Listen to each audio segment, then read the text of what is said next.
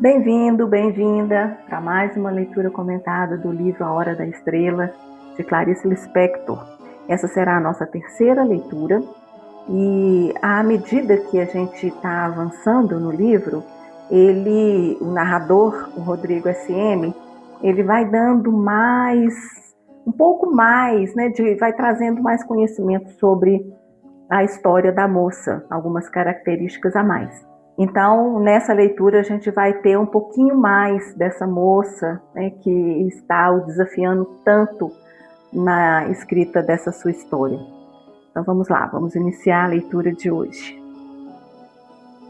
Mas voltemos a hoje, porque, como se sabe, hoje é hoje. Não estão me entendendo e eu ouço escuro que estão rindo de mim em risos rápidos e ríspidos de velhos. E ouço passos cadenciados na rua. Tenho um arrepio de medo. Ainda bem que o que eu vou escrever já deve estar na certa de algum modo escrito em mim. Tenho é que me copiar com uma delicadeza de borboleta branca. Essa ideia de borboleta branca vem de que, se a moça vier a se casar, casar-se-á magra e leve, e como virgem, de branco. Ou não se casará? O fato é que tenho nas minhas mãos um destino e, no entanto, não me sinto com o poder de livremente inventar. Sigo uma oculta linha fatal. Sou obrigado a procurar uma verdade que me ultrapassa. Por que escrevo sobre uma jovem que nem pobreza enfeitada tem? Talvez porque nela haja um recolhimento e também porque na pobreza de corpo e espírito eu toco na santidade. Eu que quero sentir o sopro do meu além. Para ser mais do que eu, pois tão pouco sou. Escrevo por não ter nada a fazer no mundo. Sobrei e não há lugar para mim na terra dos homens. Escrevo porque sou um desesperado e estou cansado, não suporto mais a rotina de me ser. E se não fosse a sempre novidade que é escrever, eu me morreria simbolicamente todos os dias. Mas preparado estou para sair discretamente pela saída da porta dos fundos. Experimentei quase tudo, inclusive a paixão e o seu desespero. E agora só quereria ter o que eu tivesse sido e não fui. Pareço conhecer nos menores detalhes essa nordestina, pois se vivo com ela. E como muito adivinhei a seu respeito, ela se me grudou na pele qual melado pegajoso ou lama negra. Quando eu era menino, li a história de um velho que estava com medo de atravessar o rio. E foi quando apareceu um homem jovem que também queria passar para outra margem. O velho aproveitou e disse: Me leva também? Eu bem montado nos teus ombros? O moço consentiu e, passada a travessia, avisou-lhe: Já chegamos, agora pode descer. Mas aí o velho respondeu muito sonso e sabido: Ah, essa não. É tão bom estar aqui montado como estou que nunca mais vou sair de você. Pois a datilógrafa não quer sair dos meus ombros. Logo eu que constato que a pobreza é feia e promíscua. Por isso não sei se minha história vai ser. Ser o quê? Não sei de nada. Ainda não me animei a escrevê-la. Terá acontecimentos? Terá. Mas quais? Também não sei. Não estou tentando criar em vós uma expectativa aflita e voraz. É que realmente não sei o que me espera. Tenho um personagem buliçoso nas mãos e que me escapa a cada instante, querendo que eu o recupere. Esqueci de dizer que tudo o que estou agora escrevendo é acompanhado pelo rufar enfático de um tambor batido por um soldado. No instante mesmo em que eu começar a história, de súbito cessará o tambor. Vejo a nordestina se olhando ao espelho e, um rufar de tambor, no espelho aparece o meu rosto cansado e barbudo. Tanto nós nos intertrocamos. Não há dúvida que ela é uma pessoa física. E adianto um fato: trata-se de moça que nunca se viu nua, porque tinha vergonha. Vergonha por pudor ou por ser feia? Pergunto-me também como é que eu vou cair de quatro em fatos e fatos. É que de repente o figurativo me fascinou. Crio a ação humana e estremeço. Também quero o fugitivo, assim como um pintor que só pintasse cores abstratas, quisesse mostrar que eu fazia por gosto, e não por não saber desenhar. Para desenhar a moça, tenho que me domar, e para poder captar sua alma, tenho que me alimentar frugalmente de frutas e beber vinho branco gelado, pois faz calor neste cubículo onde me tranquei e de onde tenho a veleidade de querer ver o mundo. Também tive que me abster de sexo e de futebol, sem falar que não entro em contato com ninguém. Voltarei algum dia à minha vida anterior? Duvido muito. Vejo agora que esqueci de dizer que, por enquanto, nada leio para não contaminar com luxos a simplicidade de minha linguagem. Pois, como eu disse, a palavra tem que se parecer com a palavra, instrumento meu. Ou não sou um escritor? Na verdade, sou mais ator, porque, com apenas um modo de pontuar, faço malabarismos de entonação, obrigo o respirar alheio a me acompanhar o texto. Também esqueci de dizer que o registro que em breve vai ter que começar, pois já não aguento a pressão dos fatos, o registro que em breve vai ter que começar é escrito sob o patrocínio do refrigerante mais popular do mundo e que nem por isso me paga nada. Refrigerante esse espalhado por todos os países. Aliás, foi ele quem patrocinou o último terremoto em Guatemala. Apesar de ter gosto do cheiro de esmalte de unhas, de sabão aristolino e plástico mastigado. Tudo isso não impede que todos o amem com servilidade e subserviência. Também porque, e vou dizer agora uma coisa difícil que só eu entendo, porque essa bebida que tem coca é hoje. Ela é um meio da pessoa atualizar-se e pisar na hora presente. Quanto à moça, ela vive num limbo impessoal, sem alcançar o pior nem o melhor. Ela somente vive, inspirando e expirando, inspirando e expirando. Na verdade, para que mais que isso? O seu viver é ralo, sim. Mas por que estou me sentindo culpado? E procurando aliviar-me do peso de nada ter feito de concreto em benefício da moça.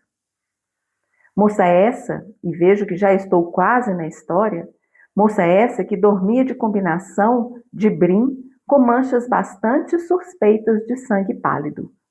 Para adormecer nas frígidas noites de inverno, enroscava-se em si mesma, recebendo-se e dando-se o próprio parco calor. Dormia de boca aberta por causa do nariz entupido. Dormia exausta. Dormia até o nunca. Devo acrescentar um algo que importa muito para a apreensão da história, da narrativa. É que esta é acompanhada do princípio ao fim por uma levíssima e constante dor de dentes, coisa de dentina exposta. Afianço também que a história será igualmente acompanhada pelo violino plangente tocado por um homem magro bem na esquina. A sua cara é estreita e amarela, como se ele já tivesse morrido. E talvez tenha. Tudo isso eu disse tão longamente por medo de ter prometido demais e dar apenas o simples e o pouco. Pois esta história é quase nada. O jeito é começar de repente, assim, como eu me lanço de repente na água gélida do mar, modo de enfrentar com uma coragem suicida o intenso frio. Vou agora começar pelo meio, dizendo que ela era incompetente. Incompetente para a vida. Faltava-lhe o jeito de se ajeitar. Só vagamente tomava conhecimento da espécie de ausência que tinha de si em si mesma. Se fosse criatura que se exprimisse, diria: o mundo é fora de mim, eu sou fora de mim. Entre parênteses. Vai ser difícil escrever essa história. Apesar de eu não ter nada a ver com a moça, terei que me escrever todo através dela, por entre espantos meus. Os fatos são sonoros, mas entre os fatos há um sussurro. É o sussurro que me impressiona. Faltava-lhe o jeito de se ajeitar, tanto que explosão. Nada argumentou em seu próprio favor quando o chefe da firma, de representante de Roldanas, avisou-lhe com brutalidade. Entre parênteses, brutalidade essa que ela parecia provocar com a sua cara de tola, rosto que pedia tapa. Com brutalidade que só ia manter no emprego Glória, sua colega, porque quanto a ela, errava demais na datilografia, além de sujar invariavelmente o papel. Isso disse ele. Quanto à moça, achou que se deve, por respeito, responder a alguma coisa, e falou cerimoniosa a seu escondidamente amado chefe. Me desculpe o aborrecimento. O senhor Raimundo Silveira, que a essa altura já lhe havia virado as costas, voltou-se um pouco surpreendido com a inesperada delicadeza, e alguma coisa na cara quase sorridente da datilógrafa o fez dizer com menos grosseria na voz, embora a contragosto. Bem, a despedida pode não ser para já. É capaz até de demorar um pouco. Depois de receber o aviso, foi ao banheiro para ficar sozinha, porque estava toda atordoada. Olhou-se maquinalmente ao espelho que encimava a pia imunda e rachada, cheia de cabelos, o que tanto combinava com sua vida. Pareceu-lhe que o espelho baço e escurecido não refletia imagem alguma. Sumira por acaso a sua existência física? Logo depois, passou a ilusão e enxergou a cara toda deformada pelo espelho ordinário, o nariz tornado enorme como de um palhaço de nariz de papelão. Olhou-se e levemente pensou, tão jovem e já com ferrugem. Entre parênteses. Há os que têm, e há os que não têm. É muito simples. A moça não tinha. Não tinha o quê? É apenas isso mesmo, não tinha. Se der para me entenderem, está bem. Se não, está bem, também está bem. Mas por que tratas dessa moça quando o que mais desejo é trigo puramente maduro e ouro no estio? Quando era pequena, sua tia, para castigá-la, com o medo, dissera-lhe que homem vampiro, aquele que chupa sangue da pessoa mordendo-lhe o tenro da garganta, não tinha reflexo no espelho. Até que não seria de todo ruim ser vampiro, pois bem que lhe iria algum rosado de sangue no amarelado do rosto. Ela que não parecia ter sangue, a menos que viesse um dia derramá-lo. A moça tinha ombros curvos como os de uma serzideira. Aprendera em pequena a serzir. Ela se realizaria muito mais se desse ao delicado labor de restaurar fios, quem sabe se de seda, ou de luxo, cetim bem brilhoso, um beijo de almas. Serzideirinha mosquito, carregar em costas de formiga um grão de açúcar. Ela era de leve como uma idiota, só que não o era. Não sabia que era infeliz. É porque ela acreditava. Em quê? Em vós. Mas não é preciso acreditar em alguém ou em alguma coisa. Basta acreditar. Isso lhe dava, às vezes, estado de graça. Nunca perder a fé. Entre parênteses. Ela me incomoda tanto que fiquei oco. Estou oco desta moça. E ela tanto mais me incomoda quanto menos reclama. Estou com raiva, uma cólera de derrubar copos e pratos e quebrar vidraças. Como me vingar? Ou melhor, como me compensar? Já sei, amando meu cão que tem mais comida do que a moça. Por que ela não reage? Cadê um pouco de fibra? Não, ela é doce e obediente. Viu ainda 2 olhos enormes, redondos, saltados e interrogativos. Tinha o olhar de quem tem a asa ferida. Distúrbio talvez da tireoide, olhos que perguntavam.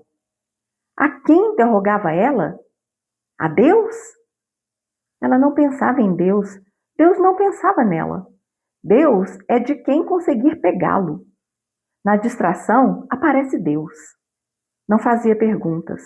Adivinhava que não há respostas. Era ela tola de perguntar? E de receber um não na cara? Talvez a pergunta vazia fosse apenas para que um dia alguém não viesse a dizer que ela nem ao menos havia perguntado. Por falta de quem lhe respondesse, ela mesma parecia-se ter respondido. É assim porque é assim. Existe no mundo outra resposta? Se alguém sabe de uma melhor, que se apresente e a diga. Estou há anos esperando. Enquanto isso, as nuvens são brancas e o céu é todo azul. Para que tanto Deus? Porque não é um pouco para os homens. Ela nascera com maus antecedentes e agora parecia uma filha de um não sei o que, com ar de se desculpar por ocupar espaço. No espelho, distraidamente, examinou de perto as manchas no rosto. Em Alagoas, chamavam-se panos. Diziam que vinham do fígado. Disfarçava os panos com grossa camada de pó branco e se ficava meio caiada era melhor que o pardacento. Ela toda era um pouco encardida, pois raramente se lavava. De dia usava saia e blusa, de noite dormia de combinação. Uma colega de quarto não sabia como avisar-lhe que seu cheiro era morrinhento. E como não sabia, ficou por isso mesmo, pois tinha medo de ofendê-la. Nada nela era iridescente, embora a pele do rosto entre as manchas tivesse um leve brilho de opala. Mas não importava, ninguém olhava para ela na rua, ela era café frio. E assim se passava o tempo para a moça esta. Assoava o nariz na barra da combinação. Não tinha aquela coisa delicada que se chama encanto. Só eu a vejo encantadora. Só eu, seu autor, a amo. Sofro por ela. E só eu é que posso dizer assim: que é que você me pede chorando que eu não lhe dê cantando? Essa moça não sabia que ela era o que era, assim como um cachorro não sabe que é cachorro. Daí não se sentir infeliz. A única coisa que queria era viver. Não sabia para quê. Não se indagava. Quem sabe, achava que havia uma gloriazinha em viver.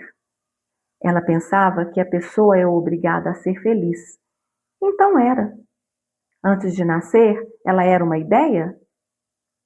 Antes de nascer, ela era morta? E depois de nascer, ela ia morrer? Mas que fina talhada de melancia. A gente interrompe a terceira leitura por aqui, porque agora ele vai começar realmente a história. Então a gente vai deixar para a próxima leitura. Então ele já deu aqui algumas características mais específicas dessa menina. E aqui eu registrei, né? Eu destaquei algumas colocações dele que eu achei assim muito interessante, que vale muito a pena a gente parar e conversar um pouquinho sobre elas, porque a proposta, né, de ler principalmente esse livro, né, da Clarice Lispector, porque as obras dela, se a gente lê de uma vezada só, a gente não capta, né, essa beleza que ela coloca em frases assim que de repente ela lança no meio, né, do texto. E eu acho que o legal de ler esse livro assim, da forma como a gente está fazendo, é exatamente para a gente poder conseguir fazer essas pausas, essas paradas nessas frases que ela lança no texto, para a gente refletir um pouquinho, trazer um pouquinho para a gente, né? Essas perguntas que ela faz, às vezes ela responde, às vezes deixa no ar. Essa é muito, né? Essa é a Clarice Lispector. Então, eu destaquei aqui alguns trechos, e o primeiro dele foi lá, bem lá no início, quando ele fala que escreve porque ele é um desesperado e que está cansado, que não suporta mais a rotina de ser, e se não fosse a sempre novidade que é escrever, eu morreria simbolicamente todos os dias. Na escrita, ele se encontra, o narrador está se encontrando. E lembra que eu comentei, né, que esse narrador, no meu olhar, é a Clarice falando através dele. E ela viveu, né, uma vida para escrever. Ele coloca que ele se encontra, porque ele se revela na escrita e se descobre a cada palavra, saindo da rotina de ser o que representa todos os dias. Ele se permite ser verdadeiro e autêntico, sem julgamentos externos e internos. Isso lhe traz vida e sentido. Lembrando mais uma vez do livro Caderno Proibido, quando a Valéria Cossati começa a escrever, ela sai dessa rotina, essa rotina que ela vivia. Ela começa a ver ela própria, né? Ela começa a enxergar a verdade por trás das pessoas que a cercavam e a verdade que existia nela própria e que ela, de uma certa forma, estava escondendo dela mesma. Porque quando se escreve, o papel, ele não vai fazer julgamentos, ele não vai nos criticar. Então, não vai ter esse julgamento externo e externo. Simplesmente vai ser registrado ali naquele papel em branco os pensamentos que muitas vezes escondemos de nós mesmos, os acontecimentos que a gente às vezes questiona, que temos, né, que acontecem na nossa vida, falas que muitas vezes nos envergonhamos, mas isso tudo tem um sentido. As coisas, a gente faz as coisas de acordo com a nossa história, de acordo com os nossos conteúdos, e o ato de escrever faz com que isso aconteça. Uma outra passagem que eu separei, quando ele fala que mas preparado estou para sair discretamente pela porta dos fundos. Experimentei quase tudo, inclusive a paixão e o desespero, e agora só quereria ter o que eu tivesse sido e não fui. Ai, aqui eu vejo tanto a Clarice no meu olhar, né, gente? Não sei se vocês também conseguem, assim, ver, né? Tem essa mesma percepção. Eu acho que aqui ela está falando muito dela através do Rodrigo SM. Porque quando ela escreve esse livro, né, aquele momento de vida dela, que ela estava enfrentando um câncer terminal, ela enfrentou isso tudo silenciosamente. E ela não revelou a ninguém essa doença. Ela passou por tudo de uma forma muito silenciosa. E aí agora ela vai sair pela porta dos fundos. Ela vai deixar, ela está preparando-se para morrer mesmo, né? E essa morte é como se ela saísse discretamente pela porta dos fundos, sem fazer muito alarde, sem avisar que está saindo, né? O famoso sair à francesa. E aí, através do Rodrigo SM, ela revela que a única coisa que ela queria era ter o que não tinha sido, né? Uma parte da sua vida não vivida, ou as descobertas que não havia tido tempo de descobrir, porque ela era essa mulher, né, que questionava, que se perguntava o tempo todo. Então, viver cada instante, aproveitar o tempo que temos, porque a gente não sabe quando ele vai acabar. Com aquilo que faz sentido, viver com o que é verdadeiro, com aquilo que nos nutre, que seja qualquer coisa que nos nutra, né? Ficar em silêncio, cuidar de uma planta, ler um livro, ouvir uma música que nos arrebata, de escrever o que sente, de bordar um caminho, de estar com pessoas que nos são caras, de tomar banho de cachoeira, ou seja, tantas coisas que podem fazer que a gente se sinta vivo. Uma outra passagem do livro que eu separei, aquela história do velho montado no ombro do moço. né, que ele pediu para atravessar, o moço carregou e depois quem disse que ele queria descer, né? Esperto ele.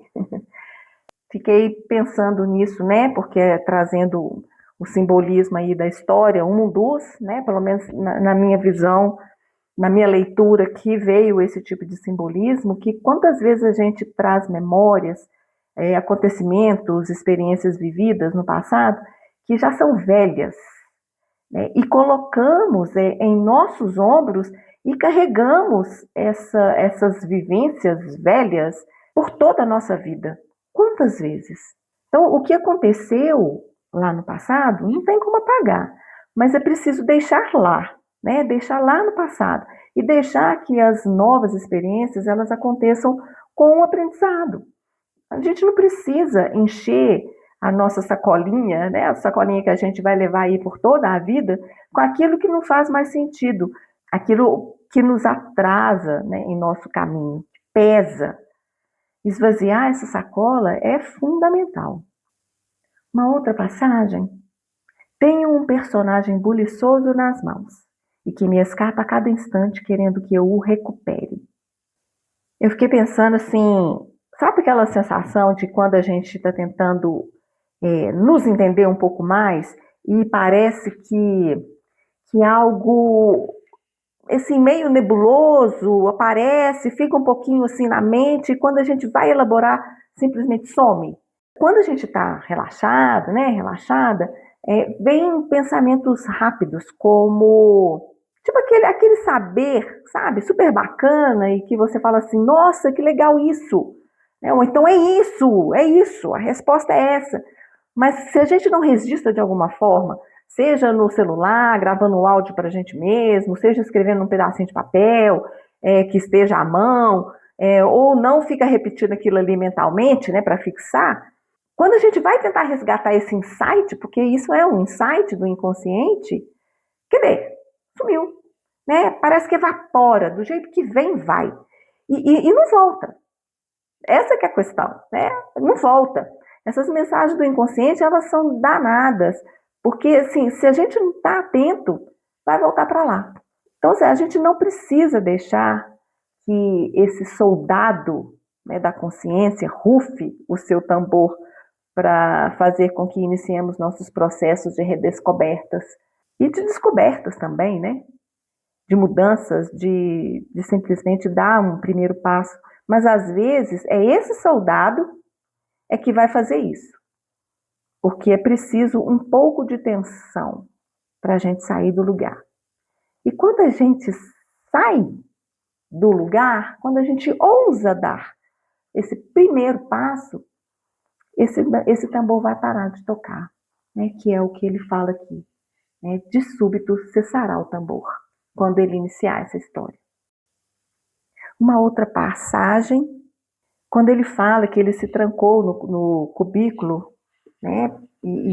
Na verdade, eu peguei praticamente esse trecho inteiro, né? Que quando ele fala que ele se trancou no cubículo para poder escrever, ele fala, né, que ele não estava lendo mais nada para não se contaminar com luxos.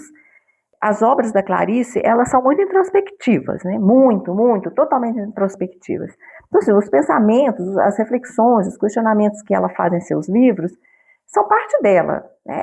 As reflexões que ela faz, né, a ela própria para se entender e se encontrar. Então, ela viveu uma vida buscando se encontrar, se entender como ser humano, como pessoa.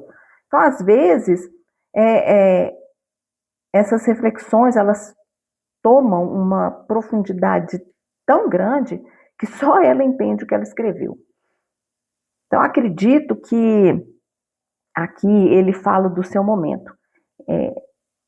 Na verdade, que ela fala, né, desse momento em que ela se trancou no seu silêncio nos últimos momentos da sua vida e a urgência de escrever esse livro, que certamente fala dela própria. Não podia ter contaminações, né? A palavra tinha que se parecer com a palavra, dizer o que precisava ser dito. E ela precisava do hoje, do agora, porque era o que ela tinha. É nesse trecho que ela fala da metáfora, né? Mais para frente, que ela fala da metáfora da Coca-Cola, que ela usa essa metáfora, mesmo sendo algo para ela ruim, simbolizava o hoje, porque a Coca-Cola, né, ela estava presente em todos os países, em como ela fala, né? Então, assim, ela simbolizava para ela muito o hoje. E para que a gente possa nos atualizar sobre nós mesmos, a gente precisa pisar nessa hora presente que ela fala aqui. Uma outra passagem, quanto à moça, ela vive num limbo impessoal. E vai, né, todo esse parágrafo aí, né, sem alcançar o pior nem o melhor. Ela somente vive inspirando, expirando, inspirando, expirando. Então, né, para que isso? Então, toda essa parte que ele fala, né, dessa forma dela viver, assim, muito na sobrevivência mesmo, né? Só nesse ato aí de respirar, né? Ela dormia, né, de boca aberta, por causa do nariz entupido e tudo mais. Então, quando ele começa a falar mais dela aqui nesse sentido, ele já está começando a falar mais dessa personagem, já começa a trazer algumas características. Então, parece assim, que ela somente vive, ou sobrevive, né? Será que ela não está sobrevivendo, na verdade, né? Inspirando, expirando, né? Sem pensar muito. Então, você acha que seria... Eu, na verdade, assim, penso que ela sobrevive, né? Só nesse sentido mesmo de respirar, comer, dormir, e mesmo assim, nem isso ela consegue direito, né? Porque ela mal tinha o que comer, ela não tinha nenhuma coberta para se aquecer, e o seu nariz era entupido, né? Ela não dormia bem. Então, assim, ela tinha uma constante dor de dente, que ele fala aqui, né? Uma levíssima e constante dor de dentes. Então, imagina que vida que essa menina tinha. Então, ela vivia assim, uma vida tendo dor de dentes, algo que fica ali cutucando, mas é a pessoa que sobrevive, ela está acostumada, ela acostumou com o ruim, acostumou com esse pouco que ela tinha e estava sobrevivendo dessa forma, ela não fazia nenhum movimento, né, para poder sair desse lugar. Uma outra parte aqui que eu separei foi quando ele fala do tocador de violino, né? É a continuação, né, dessa fala dele, que essa história também, além de ter essa dor de dentes constante, tinha um homem tocando violino lá numa esquina, né? Um homem magro tocando esse violino na esquina, né? Então, talvez esse tocador de violino ele possa simbolizar essa vida sem vida, né, da moça, aquela melodia constante, né, constante ali, né, o violino chorado, né, mas sem vida, sem entusiasmo, sem energia, né? Eu acho que o simbolismo aqui desse homem, né, o masculino, trazendo para ela, assim, nas palavras do Jung, que esse masculino, o masculino saudável, né, é a nossa parte de realização, né, de força para ir para a vida, o nosso ânimos. Então, talvez a própria Clarice já não sentia mais essa força, né? Não sei, estou elocubrando aqui, né? Essa força ativa na sua atual fase de vida, mas não sei, sabe?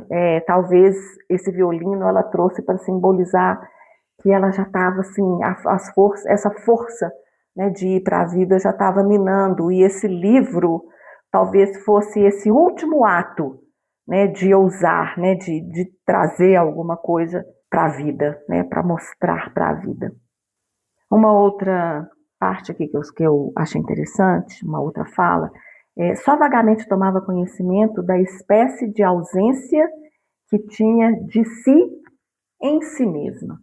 Essa moça, ela vive uma espécie de desencontro, né? Um desencontro consigo mesma. Ela existe, mas assim, ela parece que não habita, né? Ela não tem um lugar pleno na própria vida dela. Então, quando ele fala que essa ausência de si mesma, parece que ele está sugerindo que essa moça ela não chegou a construir uma consciência clara de quem ela era, né? Ou do que ela deseja, ou do lugar que ela ocupa o mundo, né? Na verdade, parece que ela ela tinha medo, aliás, ela não se sentia merecedora de ocupar uma parte no mundo. E quando ele fala assim que eu sou fora de mim, né, é como se ela não possuísse um centro interior, né, onde ela pudesse se reconhecer. Parece que ela não tem uma identidade. Né, ela vive olhando para a vida de fora, né, como uma espectadora mesmo, né, da própria existência. Então, eu acho que é um convite, né, para a gente pensar quantas vezes a gente também, às vezes, pode se afastar de nós mesmos, né?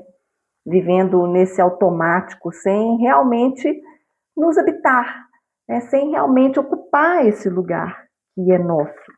E aí, ele fala que, eu falei que, né, entre parênteses, porque ele coloca aqui são pensamentos que ele tem, né, porque quando ele descreve, e aí ele coloca como se fosse aquele pensamento, aquele sentimento em relação a essa escrita, né, em relação à moça. E aí ele fala, né, aos que têm e aos que não têm. É muito simples, a moça não tinha. Mas ela não tinha o quê? É apenas isso, ela não tinha. Parece, né, que ele está falando aqui, pelo menos nesse olhar meu, de uma pobreza, não é só uma pobreza material, né? Porque a pobreza material ele já está falando aqui que ela tinha, mas acho que ela vai muito além disso, né? Ela não tinha dinheiro, ela não tinha beleza, ela não tinha prestígio, ela não tinha oportunidades, mas ela também não tinha aquilo que muitos de nós, né? Muitas pessoas possuem sem perceber, que é exatamente essa sensação de pertencimento, de importância, de valor pessoal. Então, assim, o mais impressionante é que o narrador, ele não consegue definir o que realmente faltava para ela. Talvez justamente seja esse o ponto, né? Tem ausências que são tão profundas que não dá nem para descrever. Então, essa menina, né, essa moça, ela é marcada, né, por uma espécie de carência existencial mesmo, né, uma falta, é difícil de nomear, né, mas ela é uma falta que atravessa toda a vida dela. Ele não sabe por que ele trata dessa moça quando o que mais deseja é trigo puramente maduro e ouro no estio. Então, assim, por que eu estou escrevendo essa história dessa menina que ela não sabe nem nada dela, né, que é uma pessoa que não tinha nada? Então, por que ele está escrevendo essa história? É o conflito dele, né? De escrever, de querer dar voz a essa moça para que ela fosse vista, mas ao mesmo tempo, para quê? Uma moça tão insípida. Então, assim, o trigo maduro, né, e esse ouro, eles são simbolicamente, aí eles podem evocar a beleza, né, aquela plenitude, a abundância, né, algo luminoso, né, que é agradável de contemplar. Então era isso que ele queria. Né? Ele queria escrever sobre algo que fosse belo e fértil. Né? Mas ele está preso na história dessa moça, que representa justamente o oposto disso tudo. Né? A escassez, a invisibilidade, a vida sem brilho, aparente pelo menos, né?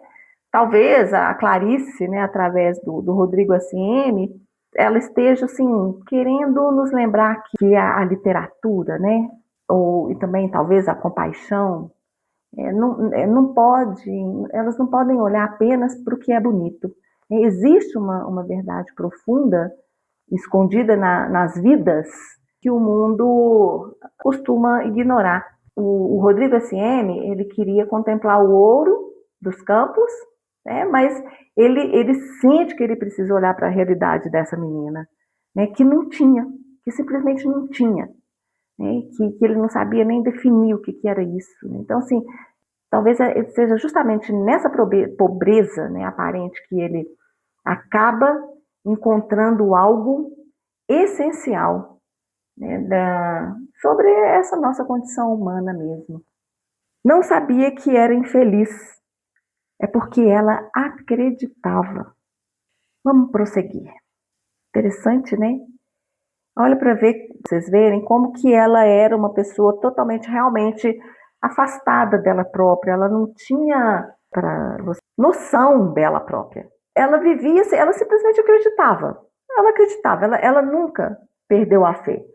E era exatamente isso que a fazia ir para o trabalho todos os dias, né? Ser tratada com desrespeito pelo chefe, Então, assim, aparentemente, é uma vida embaçada, né? Igual o espelho onde ela estava se olhando, sem viço, que era um reflexo dela própria, né? Segundo o narrador. E aí, logo em seguida que ele descreve essa cena do espelho, né?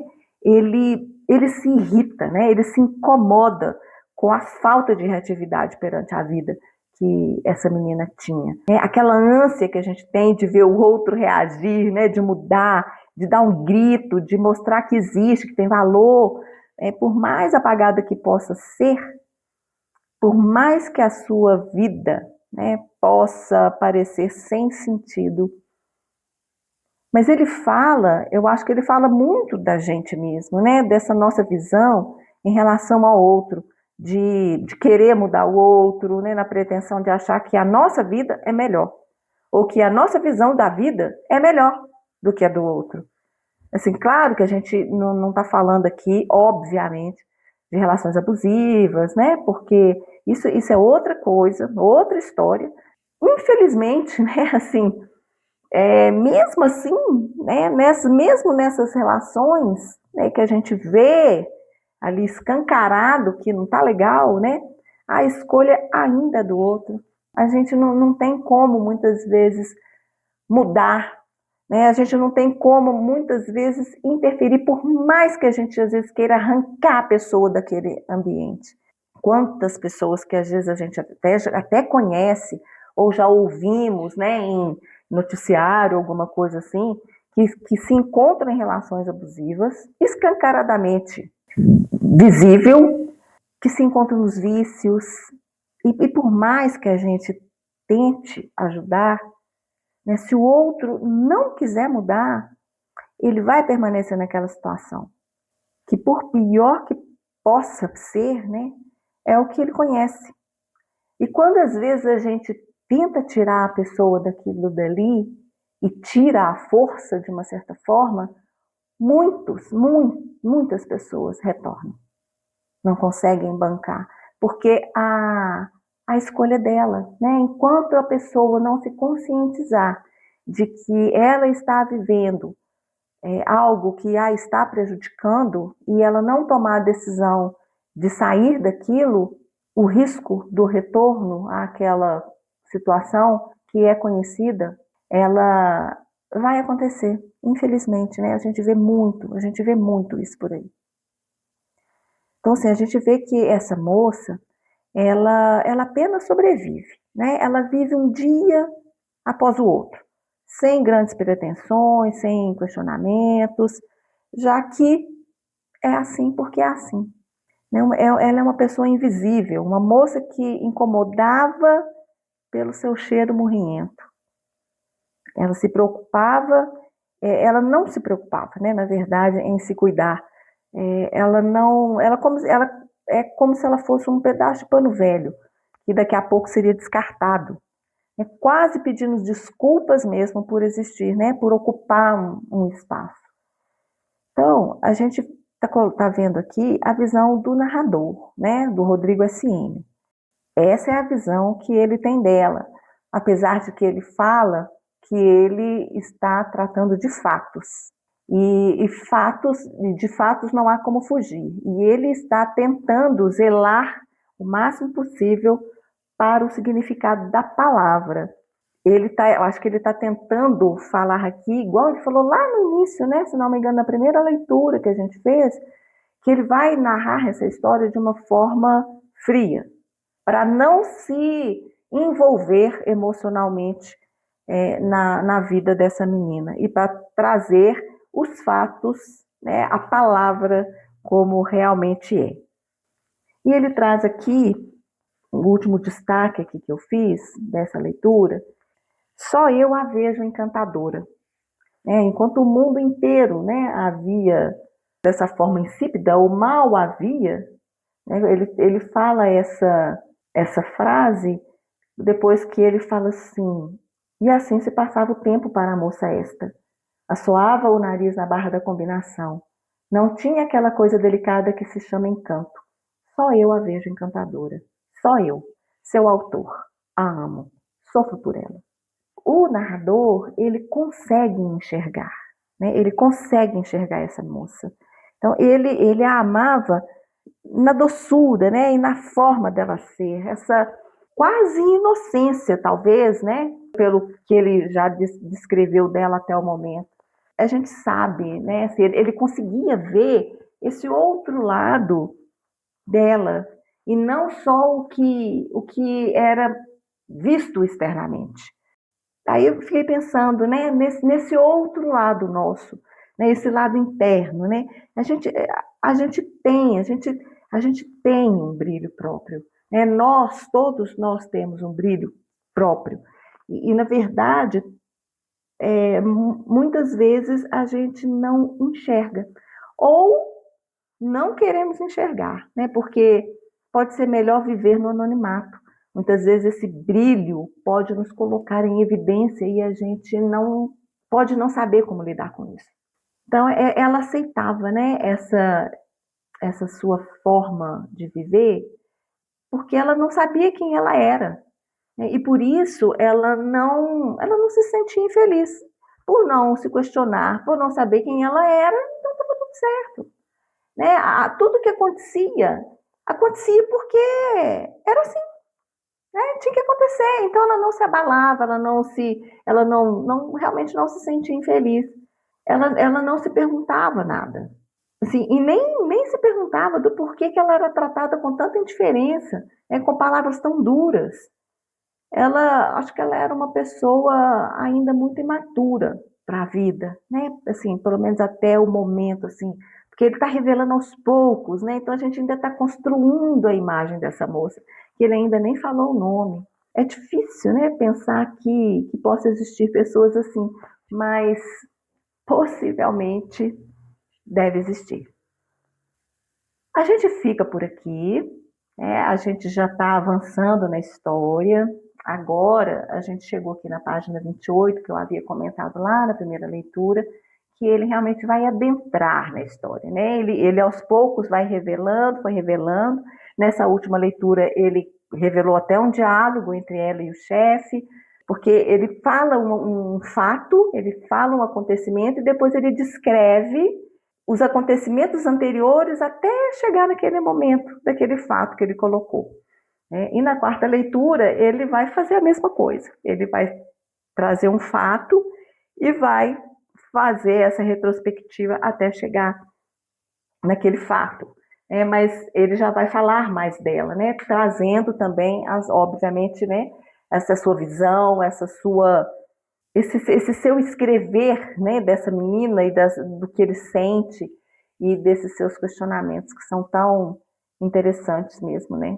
Essa humanidade dele que ele traz, né, e que a Clarice coloca através desse narrador, né, do Rodrigo S.M. A gente fica por aqui e em breve vamos nos encontrar aí para a próxima leitura, para a quarta leitura. Então, um abraço, até mais.